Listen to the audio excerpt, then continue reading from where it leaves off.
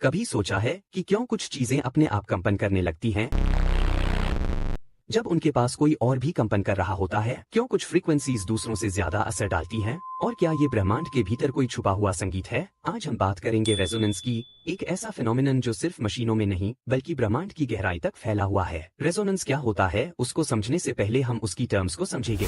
Oscillation, दोलन। जब कोई वस्तु अपनी एक स्थिर स्थिति रेस्ट पोजीशन से हटकर पहले एक दिशा में जाती है, फिर उसी रास्ते से होकर दूसरी दिशा में जाती है और अंत में वापस अपनी प्रारंभिक स्थिति में लौटती है, तो इस पूरे चक्र को एक ऑसिलेशन कहते हैं। जैसे झूला आगे गया, फिर पीछे आया और वापस वहीं पहुंचा, यह एक पूरा ऑसिलेशन कहलाता है। फ्रीक्वेंसी, आवृत्ति, किसी दोहराई जाने वाली घटना की संख्या प्रति सेकंड। अगर कोई वस्तु एक सेकंड में 400 बार वाइब्रेट करती है तो उसकी फ्रीक्वेंसी 400 हर्ट्ज होगी। नेचुरल फ्रीक्वेंसी, प्राकृतिक आवृत्ति, वह फ्रीक्वेंसी जिस पर कोई वस्तु स्वतः वाइब्रेट करती है जब उसे हल्का सा डिस्टर्ब किया जाए। एम्पलीट्यूड, प्रसार, जब कोई वस्तु अपनी स्थिर स्थिति से जितनी दूर जाती है उसे उसका एम्पलीट्यूड कहते हैं। रेजोनेंस क्या होता है? डेफिनेशन 1, रेजोनेंस का मतलब होता है किसी सिस्टम का अपने नेचुरल फ्रीक्वेंसी पर अत्यधिक कंपन करना जब उस पर वही फ्रीक्वेंसी की बाहरी ताकत बार बार अप्लाई होती है। डेफिनेशन 2, रेजोनेंस एक ऐसी स्थिति है जहां कोई सिस्टम उस फ्रीक्वेंसी पर बार बार एनर्जी पाता है जिस पर वह नेचुरली रिस्पॉन्ड करता है, जिससे उसका रिस्पॉन्स बहुत तेज हो जाता है। ये रिस्पॉन्स अलग अलग सिस्टम्स में अलग अलग रूप में दिखता है,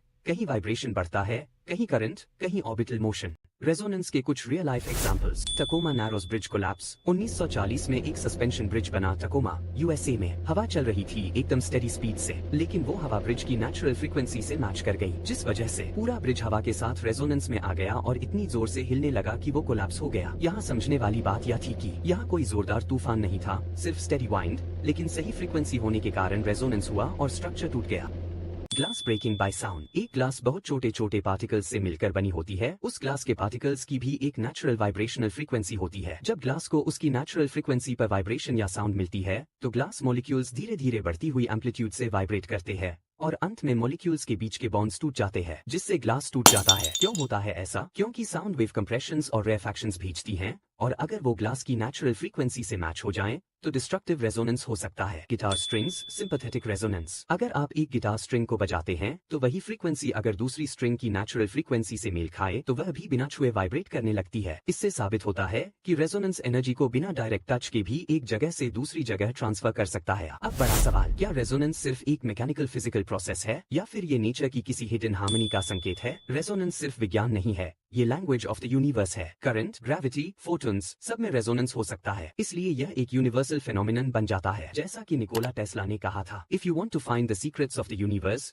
think in terms of energy, frequency and vibration. अगर आप नेचर की सही फ्रीक्वेंसी को समझ पाए तो आप उससे जुड़ सकते हैं। अब समझते हैं रेजोनेंस का exact mechanism. Resonance in nature and universe. Resonance in the earth's crust seismic waves. भूकंप के समय जमीन के अलग अलग हिस्से अलग अलग तरीके से हिलते हैं। हर बिल्डिंग रेजोनेंस के कारण नहीं गिरती, लेकिन अगर किसी बिल्डिंग की नेचुरल फ्रीक्वेंसी जमीन की वाइब्रेशन से मैच हो जाए तो वह रेजोनेंस में आकर बहुत तेजी से वाइब्रेट करती है और कोलैप्स हो सकती है। इसलिए अर्थक्वेक रेजिस्टेंट बिल्डिंग्स को रेजोनेंस से बचाने के लिए स्पेशली डिजाइन किया जाता है। Resonance in the solar system. Jupiter के 3 मून्स आयो, यूरोपा और गैनीमेड 1:2:4 के ऑर्बिटल रेजोनेंस में है। आयो पर हर बार यूरोपा का ग्रेविटेशनल पुल एक हाई फेज में सेम फोर्स के साथ पड़ता है और साथ ही जुपिटर का ग्रेविटेशनल पुल कंटिन्यूअसली लग रहा होता है, जिससे आयो स्ट्रेच और कंप्रेस होता है। इस प्रक्रिया से आयो में हीट जनरेट होती है और वोल्केनिक एक्टिविटी होती है, यानी रेजोनेंस एनर्जी से रियल फिजिकल इफेक्ट पैदा होता है। Music and nature. हर संगीत का सुर एक पर्टिकुलर फ्रीक्वेंसी पर होता है। कुछ फ्रीक्वेंसीज जैसे 432 हर्ट्ज,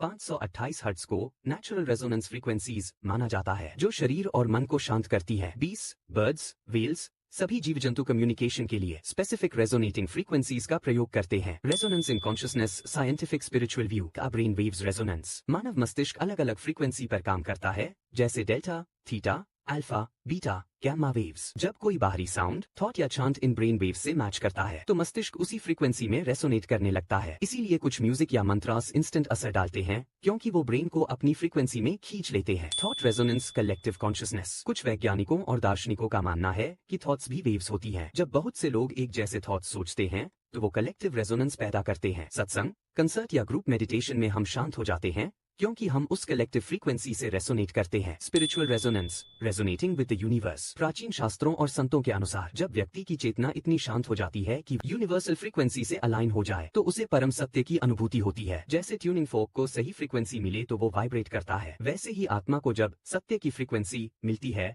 वो जागृत हो जाती है। Resonance, the secret language of the universe. Resonance हमें सिखाता है कब एनर्जी ट्रांसफर होता है, कब सिस्टम सिंक्रोनाइज होते हैं, कब साधारण चीजें असाधारण प्रभाव डालती हैं। जब आप किसी इंसान से कनेक्ट करते हैं और कहते हैं हमारी फ्रीक्वेंसी मैच होती है, वो भी एक रेजोनेंस ही है। Resonance, right energy at the right frequency at the right time. Vedanta में कहा गया है नाडा ब्रह्मा, ब्रह्मांड स्वयं एक ध्वनि है, एक रेजोनेंस। यूनिवर्स की शुरुआत कंपन से हुई थी और हम सभी उसी रेजोनेंस के हिस्से हैं।